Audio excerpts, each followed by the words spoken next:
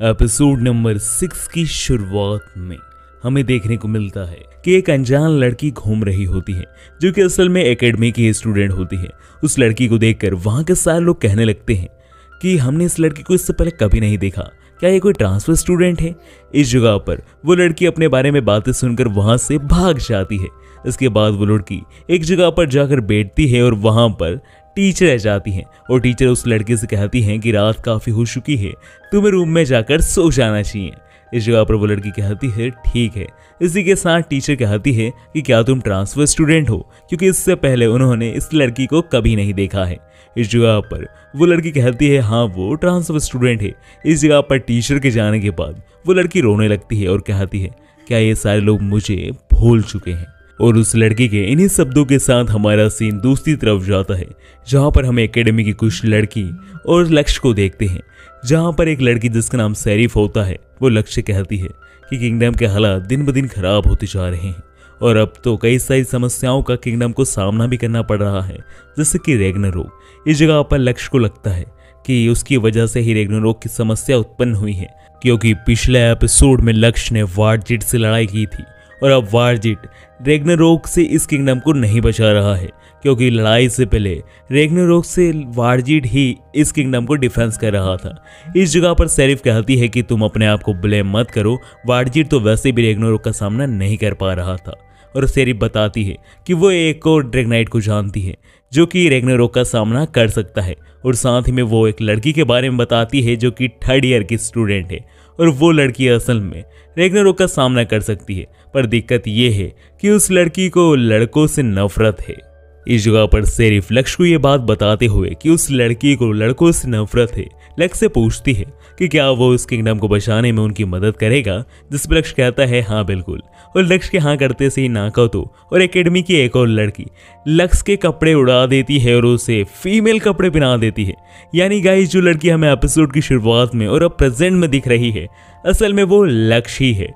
यानी गाइस इस जगह पर हमें पता चल चुका है कि आखिर ये लड़की कौन है। इस जगह पर लक्ष्य सोच रहा होता है कि आखिर 3rd ईयर की वो लड़की कैसी होगी जो रैग्नारोक का सामना कर पा रही होगी।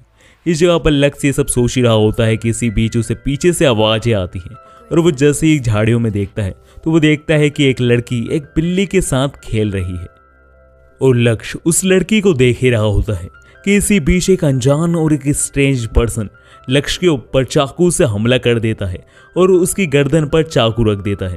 इस जगह पर लक्ष्य अचानक हमले से चिल्ला देता है जिसे वो लड़की भी सुन लेती है और वो सही समय पर लक्ष्य को प्रोटेक्ट करने के लिए उसके सामने आ जाती है और वो उस स्ट्रेंज पर्सन के ऊपर अपनी तलवार तान देती है।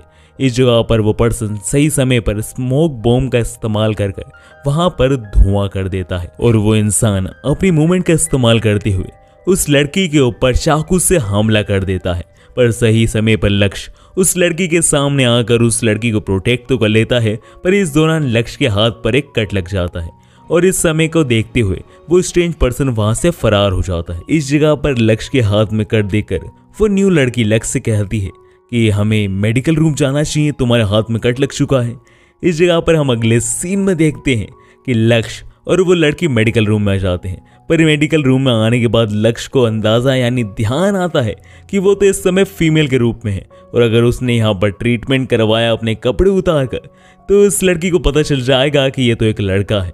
इस जगह पर लक्ष्य चालाकी करता है और उस लड़की से कहता है क्या तुम सिर्फ मेरी पीठ पे इलाज कर सकती हो, क्योंकि आगे मुझे इतनी चोट नहीं लगी है।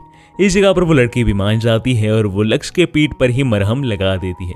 मरहम लगाने के बाद वो लड़की लक्ष्य से कहती है कि तुम्हारी बॉडी काफी ज्यादा सॉलिड है, तुम तो लगती भी नहीं हो कि तुम लड़की हो, तुम तो लड़की जैसी बॉडी है, तुम पक्का स्वॉर्ड की प्रैक्टिस करती होगी और काफी ज्यादा कड़ी ट्रेनिंग करती होगी। इस जगह पर लक्ष्य कहता है हाँ आपने बिल्कुल सही कहा।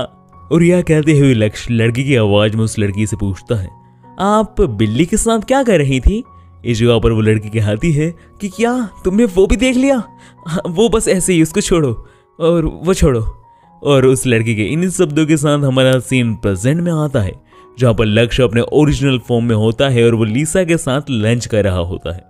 इसी बीच लक्ष्य को याद आता है कि जब वो उस लड़की से अलविदा ले रहा था तब लक्ष्य ने उस लड़की को अपना नाम लूना बताया था और उस लड़की ने अपना नाम सेलिस बताया था। यानी गाइस इस जगह पर खुलासा ये होता है कि लक्ष्य जिस लड़की से मिलने गया था असल में वो लड़की वो ही लड़की थी जिससे वो गलती से मिल गया है। यानी सेलिस ही वो लड़की है जो कि रैग्नारोक से लड़ने के लायक है और जिसे लड़कों से सख्त नफरत है। इस जगह पर खुशी की बात यह थी कि सेलिस और लूना के बीच में तो दोस्ती हो चुकी थी, पर लक्ष्य और सेलिस के बीच में दोस्ती नहीं हुई थी। लक्ष्य इस जगह पर सेलिस के बारे में ही सोच रहा होता है कि इसी बीच हम देखते हैं कि लीसा और लूसीफर लक्ष्य को लेकर लड़ रहे होते हैं कि आखिर वो किसका बॉयफ्रेंड है। यानी इनकी अलग ही चल रही है। इधर लक्ष्य किंगडम को बचाना चाहता है और ये इधर लक्ष्य को अपना बनाना चाहते हैं। इस जगह पर लीसा लूसीफर की इन्हीं लड़ाई के बीच में हमारा सीन दूसरी तरफ जाता है, जहां पर हम देखते हैं कि एक मिस्टीरियस पर्सन वारजीत से जेल में मिलने आया हुआ होता है और वहां पर वो मिस्टीरियस पर्सन वारजीत से कुछ कहता है, जिसे सुनकर वारजीत कहता है कि दोस्त मुझे यहाँ से बाहर निकालो, मैं पक्का उसे हरा दूंगा इस बार। पर इस जगह पर वारजीत की एक भी बात वो मिस्टीरियस पर्सन नहीं सुनता और वो मिस्टीरियस पर्सन वारजीत की चेस्ट पर हाथ रखता है, जिसे देखकर वारजीत कहता है तुम ऐसा नहीं कर सकती, तुम मेरे साथ ऐसा नहीं कर सकती, तुम मेरे अंदर इस सीट को प्लान नहीं कर सकते। इस जगह पर वारजीत ये सारी बातें कह ही रहा होता है कि तभी वारजीत के ऊपर डिमोनिक असर होने लगते हैं और तभी ये सारी चीजें वहीं की जेल का एक और प्रिजनर देख रहा होता है। इसके बाद वो मिस्टीरियस पर्सन एक फ्लूट को बजाता है, जिसकी वजह से पहले की ही तरह कुछ डिमोनिक एबिस किंगडम की तरफ अट्रैक्ट होने लगते हैं। इन्हीं सब के बीच में हमारा सीन फिर से एकेडमी पर जाता है, जहां पर लिसा और साइलिस के बीच में लड़ाई चल रही होती है, जहां पर साइलिस कह रही होती है कि वो एक भी लड़के को इस एकेडमी में बर्दाश्त नहीं करेगी। पर इस जगह पर लिसा लक्ष्य के फेवर में बोल रही होती है, क्योंकि लिसा चाहती है कि लक्ष्य इसी एकेडमी में पढ़े। सारी चीजों का अंदाजा लक्ष्य को भी लग जाता है और लक्ष्य साइलिस से बातें करने आता है और वहां पर लक्ष्य पहली बार अपने आप को साइलिस से इंट्रोड्यूस करता है और साइलिस भी अपने आप को लक्ष्य से इंट्रोड्यूस करती है। इनके इंट्रोडक्शन के बीच में लिसा साइलिस से कहती है कि लक्ष्य एक बहुत अच्छा वॉरियर है, अगर कभी रैग्नारोक सच में रिवाइव हुआ तो लक्ष्य हमारी लड़ाई में साथ दे सकता है। इस जगह पर साइलिस कहती है कि वो अकेली ही काफी है रैग्नारोक से लड़ने के लिए। इस जगह पर लक्ष्य कहता है कि मैं मानता हूँ कि आप ताकतवर हैं, पर रैग्नारोक एक बहुत खतरनाक मॉन्स्टर है, वो अकेला ही इस पूरे किंगडम को तबाह कर सकता है। इसी चीज पे कई देर बहस करने के बावजूद जब कोई निष्कर्ष नहीं निकलता है तो प्रिंसिपल मैम एक आइडिया देती है कि साइलिस और लक्ष्य के बीच में एक लड़ाई हो जाए। जो भी इस लड़ाई को जीतेगा उसका डिसीजन ही माना जाएगा। लक्ष्य जो साइलिस के साथ करना चाहेगा वो कर पाएगा और साइलिस जो लक्ष्य के साथ करना चाहती है वो कर पाएगी अगर वो जीत गई। इस डिसीजन पर लक्ष्य और साइलिस दोनों मान जाते हैं, क्योंकि इस जगह पर लक्ष्य के पास तो कोई डिसीजन था ही नहीं और साइलिस को तो ऐसा लग रहा था कि वो लक्ष्य को तो आसानी से हरा देगी, इसलिए वो दोनों मान जाते हैं। और साइलिस जाने से पहले लक्ष्य कहती है कि तुम्हें क्या लगता है कि तुम मुझे हरा सकते हो? तुम्हारी सबसे बड़ी बेवकूफ़ी है, क्योंकि बैटलफील्ड में तुम हारने वाले हो। और यह कहकर साइलिस वहां से चली जाती है। इसके बाद हमें अगले सीन में दिखाया जाता है कि साइलिस लूना को बुलाती है, पर लक्ष्य अपने मेल वर्जन में ही साइलिस के पास चला जाता है। पर सही समय में इससे पहले कि साइलिस लक्ष्य को देखती वो अपने फीमेल वर्जन में बदल जाता है।